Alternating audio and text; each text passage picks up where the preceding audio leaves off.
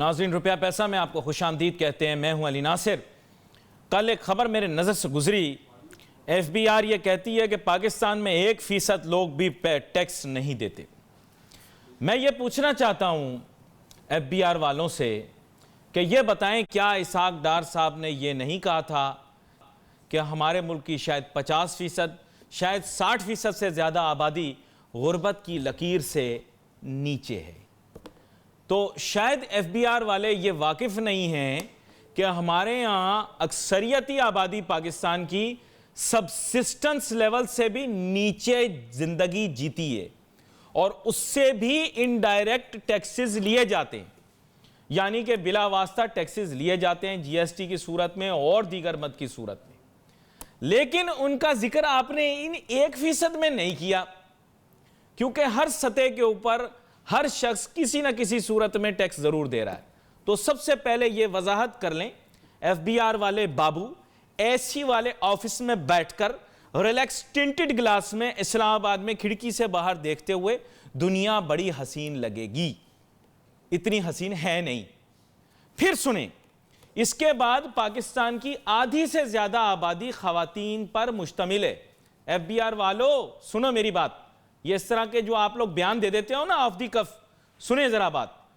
50% से ज्यादा आबादी खवातीन पर मुश्तमिल है, जिनकी मैं कह सकता हूं कि अक्सरियत हमारे मुल्क के अंदर ऐसी है जो कि शायद टैक्स पेइंग ब्रैकेट के अंदर आनी ही नहीं चाहिए, लेकिन उनको भी टैक्स पे करना पड़ रहा है by the way, in one form of the और दी अदर। इसके माने ये है बाकी बच गए 25%। इन 25% में से जो सारे सियासतदान अपनी तकरीरों के अंदर, जो इन्होंने नरेंद्र मोदी साहब की भी सुनी है इंडिया के अंदर, शायद इनको अभी तक पाकिस्तान की आबादी सही तरीके से हमें किसी को पता है नहीं। कोई सियासतदान अभी तक 18 करोड़ बोल रहे हैं, कोई सियासी वजूहात के बिना पर 20 बोल रहे हैं, कोई 22 बोल रहे हैं, कोई 25, यानी घर में जितने जने रहते हैं किसी को पता ही नहीं।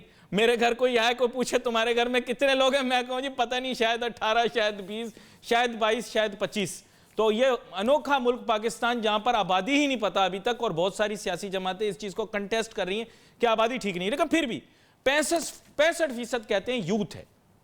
यूथ है तो भाईजान फिर यूथ को निकाल दें तो आपके पास तो बाकी बची 10% गए, जो कि किसी ना किसी फॉर्म ऑफ कमाई कर रहे होंगे। इसमें से बहुत सारे जो हैं, फिर वही बात आपको याद होगा, पाक स्टडीज की किताब में लिखा हुआ था 67% of Pakistan population is related to agricultural activities. लो निकाल लो, बाकी बच गए 3.3%। अगर मेरी मैथमेटिक्स ठीक हो, इन 3.3% लोगों में से FBR वालों मेरी बात सुनो, 3.3%, अब मेरा हिसाब अगर गलत हो, 3.3% में से फिर अक्सरियती लोग वो होंगे जो कि शायद टैक्स पेइंग ब्रैकेट में से नहीं होंगे।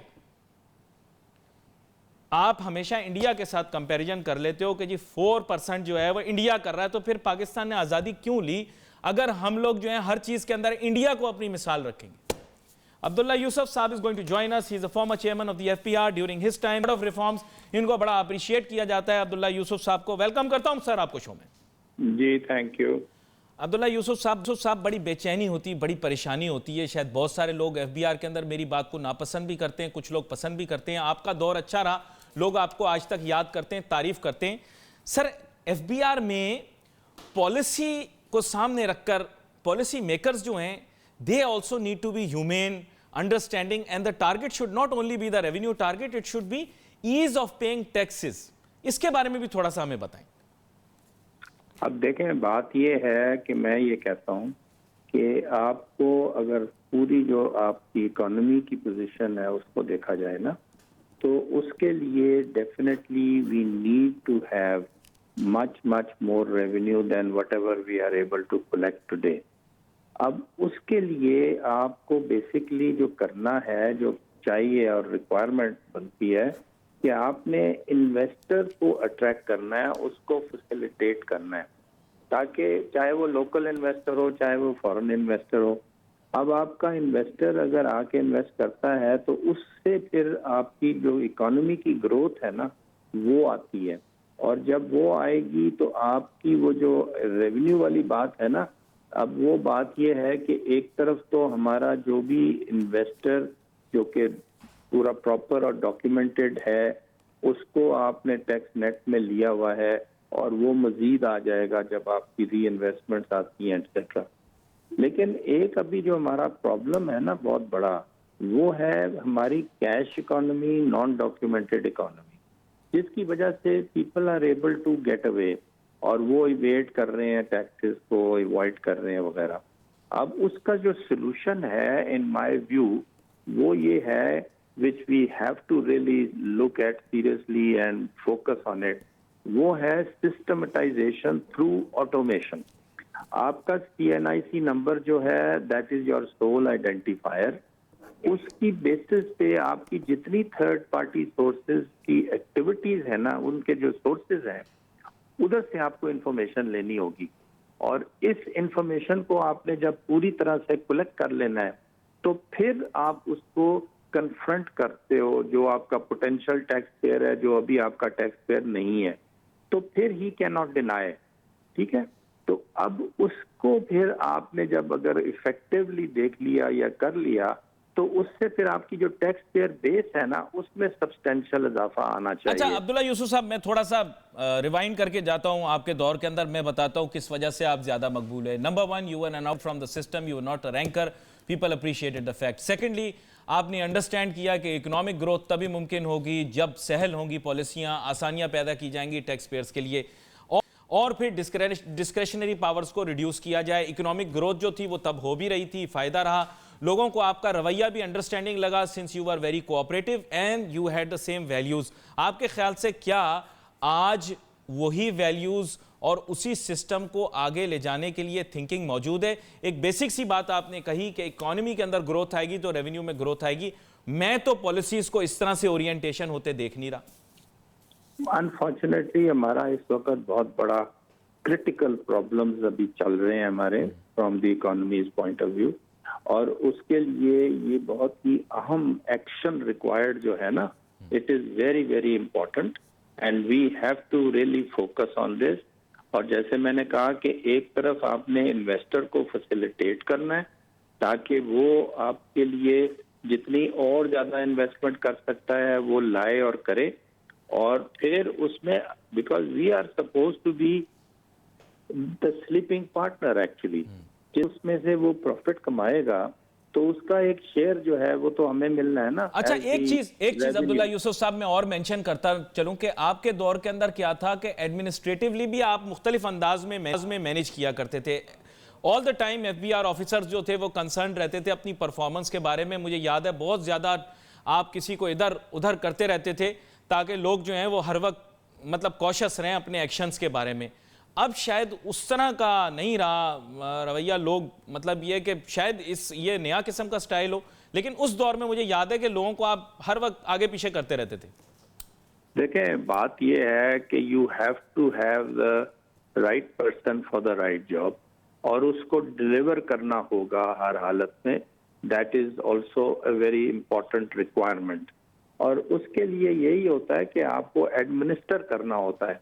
जो भी आपका जो मैनेजमेंट है ना, उसका ये काम है ना to get the output from the team that you have, और उस टीम को आपने फिर यूटिलाइज करना है और मैनेज करना है, और उसके लिए आपको जो भी एक्शन रिक्वायर्ड है you have to do that. जी अच्छा, मुझे ये बताइएगा कि इंडस्ट्री लेजियन और पीपल लेजियन और इंडस्ट्रियलिस्ट के साथ ये जो एक इंटरेक्शन है ये कितना ज़्यादा ज़रूरी है पॉलिसी मेकिंग के दौरान, क्योंकि ये लोग आजकल थोड़े से परेशान हुए हैं because each one of them, हमें पता है कि टैक्स अवॉइडेंस भी होती रही है, एवेजन भी होती रही है, लेकिन अगर इनको कॉन्फिडेंस में नहीं लेंगे ना तो फिर ये थोड़ा मामला ख़राब हो जाएगा। नहीं, मैंने तो जैसे कहा कि वो बहुत इंपॉर्टेंट चीज़ है, we have to take them into confidence, और हमें उनको जो भी एज ए पॉलिसी कुछ चीज़ें ऐसी होती हैं जो उनके फैसिलिटेशन के लिए ज़रूरी होती हैं from the government side, which you have to actually look after and ensure कि that is actually done। क्योंकि ये हमारे यहाँ जो अनफॉर्चुनेट एक बात होती है ना कि कोई इन्वेस्टर आता है तो उसको एक से जगह से दूसरी जगह फिर तीसरी जगह, आप इधर जाओ उधर जाओ, फलाना ये करो वो करो, अब उसी चक्कर में वो पड़े रहते हैं, और फिर वो जाहिर है फ्रस्ट्रेट ही होंगे ना, rather than being satisfied or happy। I am very grateful to you mister Abdullah Yusuf for joining us today. नाजरीन, हमने अब्दुल्ला यूसुफ गुफ्तगू सुनी, बहुत सारे ऐसे जाविये हैं जिनसे माशी जो तारीख है उसको देखता हूँ। यहाँ पर एक छोटी सी ब्रेक लेंगे, ब्रेक के बाद स्टेट बैंक की रिपोर्ट आ चुकी है क्वार्टरली, उसके मुतालिक बात करेंगे। Let's take a short break.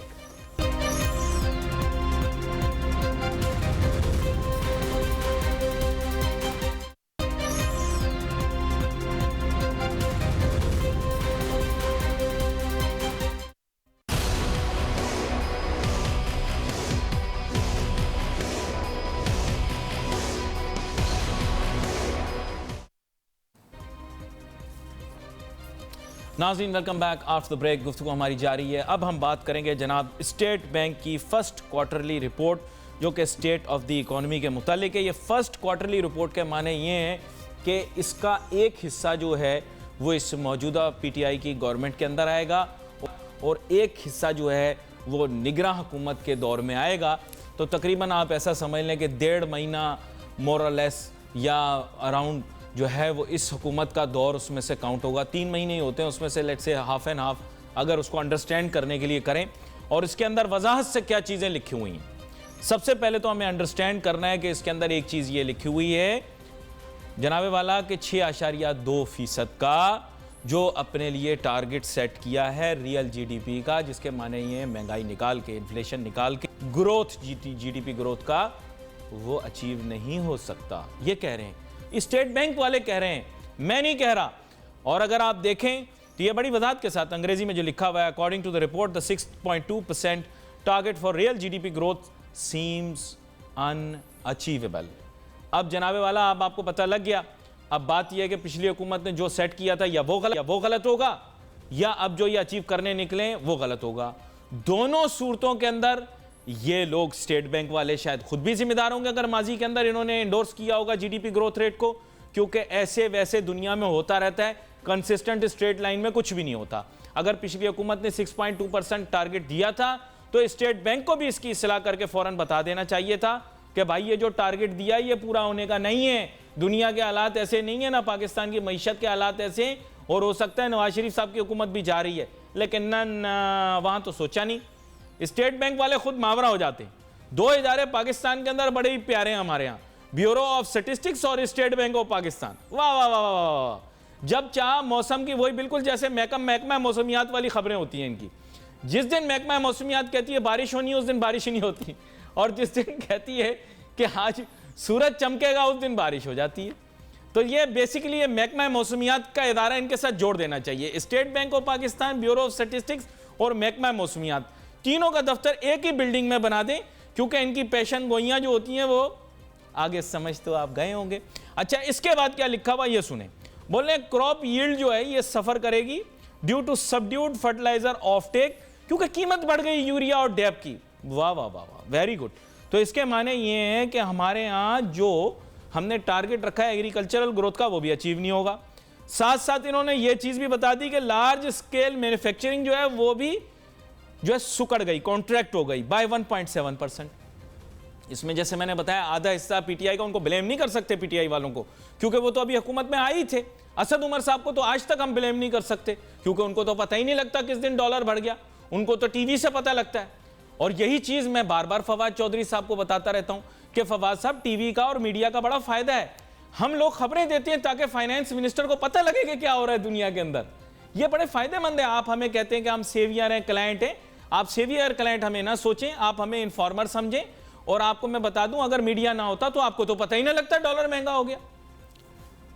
So B it.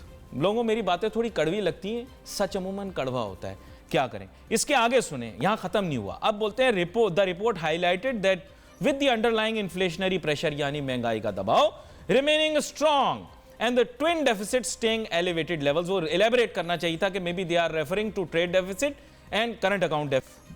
The monetary policy continued to move along the adjustment path. Adjustment बोल दिया, बेसिकली क्या है कि इंटरेस्ट रेट बढ़ गया, और इंटरेस्ट रेट तब बढ़ता है जब महंगाई बढ़ती है। बोल दो ना महंगाई बढ़ गई, बोल दो। लेकिन फिर मैं ये कहूंगा पीटीआई की इसमें गलती नहीं, क्योंकि ये तो 1.5 महीने वाली रिपोर्ट है। अगली रिपोर्ट के अंदर पता लगेगा कि पीटीआई की हुकूमत की क्या कारकर्दगी रही। वैसे बच्चे के मुंह से आप जाके सुन लें कि पीटीआई की क्या कारकर्दगी, ट्विटर फेसबुक छोड़ के, क्योंकि ट्विटर में जाएंगे तो सारे कीबोर्ड वाले बच्चे जो कि आधा टाइम जो है टिकटॉक पे गुजारते हैं और आधा टाइम वो ट्विटर के ऊपर गुजारते हैं, फेसबुक पर गुजारते हैं, उनके जहन में ना तो कोई महंगाई हुई होगी ना कोई प्रॉब्लम हुई होगी। तो और उनको लगेगा कि हर मीडिया वाले ने पैसे खाए हुए हैं, जो आदमी तनकीद कर रहा है उसने पैसे ले लिए, कोई लिफाफा ले लिया। नहीं लिया, किसी ने कुछ नहीं लिया। आप अपनी कारकर्दगी दिखाओ, मसले का हल निकल आएगा। फिर सुने, फिर उसके बाद जनाबे वाला हमारे मुल्क की जो है वो फिस्कल डेफिसिट की उन्होंने नोटिंग की है, और उन्होंने बताया, यानी कि कर्जे लिए हैं मुल्क ने, increased government borrowing from both domestic and external sources, यानी कर्जे बढ़े। इसमें भी मैं जिम्मेदार नहीं ठहराता, क्योंकि 1.5 महीने का रिपोर्ट है, उसमें कुछ कर्जे शायद मामूली से लिए हों इस हुकूमत ने, तब, क्योंकि ये जैसे मैं बता रहा हूं कि ये फर्स्ट, जो मेरी अंडरस्टैंडिंग है, ये फर्स्ट क्वार्टर है फाइनेंशियल ईयर 19 का, जिसके माने ये हैं कि इसका आधा हिस्सा जो है वो निगरान हुकूमत और आधा हिस्सा इस हुकूमत के हिस्से में आएगा। तब तक तो तय्युन ही नहीं हुआ था काबीना वगैरह का, तो ब्लेम नहीं कर सकते। वक्त कम है मेरे पास, मौज़ूआत बहुत सारे हैं, लेकिन महंगाई में इजाफा हो रहा है। मैं आपको बता रहा हूँ बैनुल-अक़वामी सतह के ऊपर, क्योंकि तब तेल की कीमतें बढ़ रही थी, अब तेल की कीमतें कम हो गई। हुकूमत ने सुना है 50 पैसे कम करने का इंदिया दे दिया। आपका बहुत बड़ा एहसान है, आपने 50 पैसे छोड़ दिए, जबकि बैनुल-अक़वामी सतह के ऊपर शायद पेट्रोलियम मसनूआत की कीमतों का तवाज़ुन अगर पाकिस्तान की के साथ मवाजना किया जाए तो शायद कुछ और नहीं। मेरे पास वक्त कम था और मेरी ख्वाहिश ये थी कि बहुत सारे कवर हो जाएं। We wait for your messages on Facebook. मैं फिर यही कहूँगा कि इसका कतई मकसद ये नहीं है कि आपके जज्बात मजरूह हों, लेकिन हकीकत के ज़रिए इस्लाह ज़रूरी है। यहाँ पर मैं आपसे इजाज़त चाहूँगा। अल्लाह हाफ़िज़।